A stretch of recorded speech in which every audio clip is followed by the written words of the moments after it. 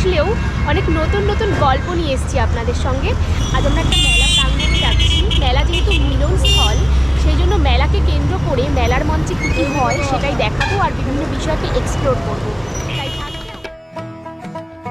আমরা এই মুহূর্তে যেখানে দাঁড়িয়ে রয়েছি এই জায়গাটির নাম হলো হেমায়তপুর মোড়। সোজা চলে যাচ্ছে রাস্তাটি কাটোয়ার দিকে এবং পেছনের দিকে এই রাস্তাটি আসছে কলকাতা থেকে। ভবিষ্যতে যদি আপনারা চিন্তা ভাবনা করেন মেলাটি আসবেন, আপনারা হেমায়তপুর মোড় থেকে বাঁ দিকে একটি রাস্তা ধরে এগোলেই এই মেলা প্রাঙ্গণে পৌঁছে যাবেন। প্রকৃতি যেন সান্ধ্যকালেও এত সুন্দর রূপ নিয়ে আছে, ভাবলেই মনটা ভালো হয়ে যায়। দেখতে পাচ্ছেন সর্ষের ক্ষেত কি সুন্দর ভরে রয়েছে। গ্রাম বাংলার পরিবেশও যে এত সুন্দর হতে পারে, গ্রামকে যে এত সুন্দর করে এক্সপ্লোর করা যায়, সত্যিকারের না বেরোলে হয়তো সেই গ্রামের সৌন্দর্যকে দেখতে পাওয়া যায় না। আজকের এই সন্ধেবেলায় বেরিয়েও গ্রামের এই সৌন্দর্যকে উপভোগ করতে করতে আমরা মেলা প্রাঙ্গণের খুব কাছাকাছি চলে এসেছি। আজকে আমাদের ডেস্টিনেশন খালবিল চুনোপুঁটি মেলা। বাংলার হারিয়ে যাওয়া ঐতিহ্যের গল্প, বাংলার হারিয়ে যাওয়া আবেগ আর ইতিহাসের গল্প। মেলা শব্দের অর্থ হলো মিলন, তাই মিলনস্থলে আজ আমরা পৌঁছে গিয়েছি। আজ থেকে 20 বছর আগে অর্থাৎ 2000 সালে প্রাণী সম্পদ বিকাশ মন্ত্রী স্বপন দেবনাথের হাত ধরে তার নিজস্ব উদ্যোগে শুরু হয়েছিল খালবিল চুনোপুঁটির মেলা। পূর্ব বর্ধমান জেলার অন্তর্গত কোবলার বাস্তহ চাঁদের বীরের পাড় সন্নিকটে এই মেলা উদযাপন হয়। ডিসেম্বরের 25 ও 26 এই দুদিন মেলা থাকে।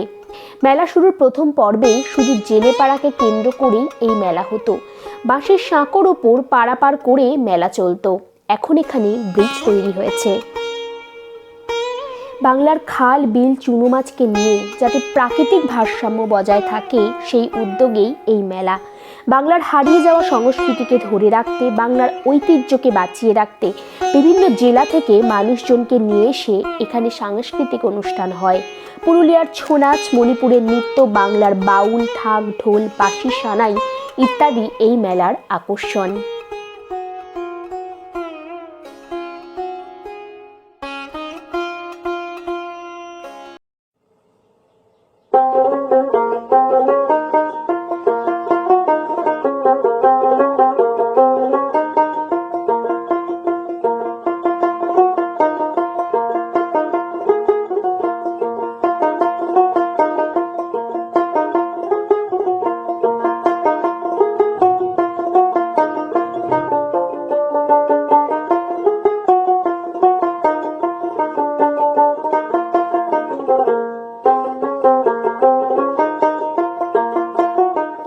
মাননীয় মন্ত্রী স্বপন দেবনাথের মস্তিষ্কপ্রসূত ভাবনা থেকেই এসেছে এই মেলায় আগত সকল মানুষকে খাওয়ানোর ব্যবস্থা।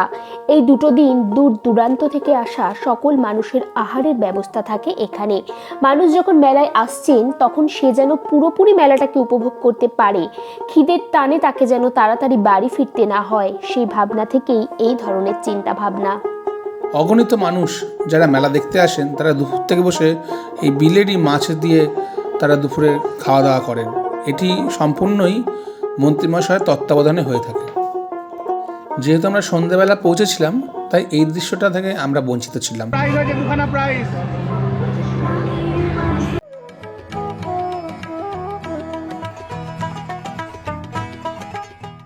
বর খেলেছে আর প্রাইজও পেয়েছে। এবার প্রাইজগুলো আমি পছন্দ করি। চাবির রিং, পেন, চিরুনি।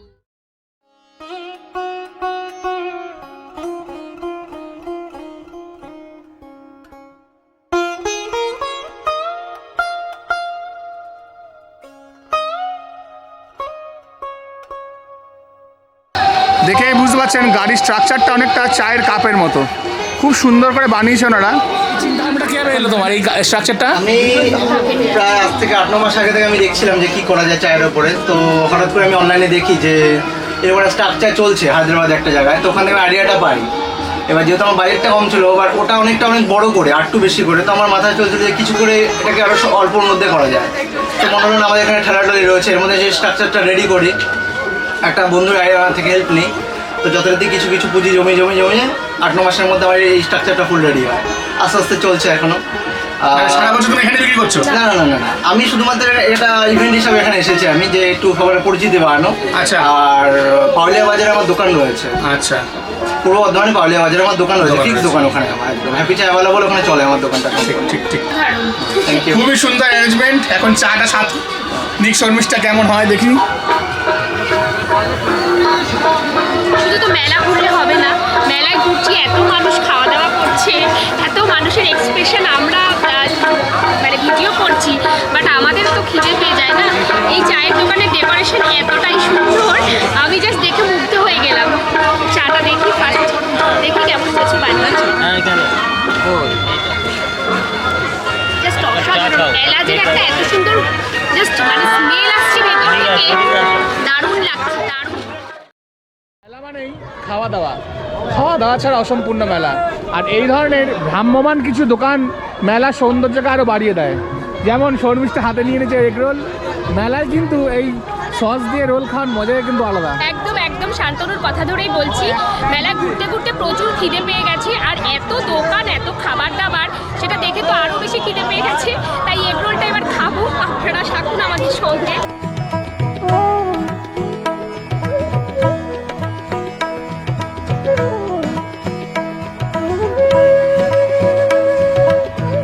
মেলা যেহেতু মিলন, সেটা তো প্রথমেই বলেছি, আর যখন আসছিলাম তখন বললাম মেলায় আরও অনেক কিছু দেখাবো।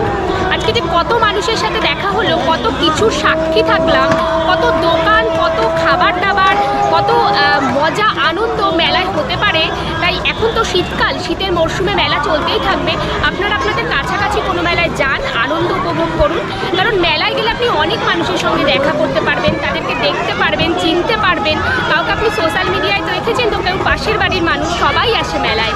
তো মেলা দেখুন আর আমাদের সঙ্গে থাকুন, আর আমাদের সঙ্গে থেকে আমাদের ভিডিও দেখতে হলে দ্য এক্সপ্লোরার সোলমেটের পর্দায় চোখ রাখুন, কারণ আমরা নতুন নতুন এই শীতকালীন অনেক ভিডিও নিয়ে আপনাদের সামনে আসবো। তাতেই টিম সোলমেটের জিলিপি না নিয়ে মেলা শেষ হয় না। আজকেও তার অন্যতা হয়নি। বাড়ির জন্য জিলিপি নিয়ে এবার বাড়ি ফেরার পালা। যদি আমাদের কাজ ভালো লাগে, একটি সাবস্ক্রিপশন দিয়ে আমাদের কাজ করার উৎসাহটা বাড়াবেন। সকলে ভালো থাকবেন।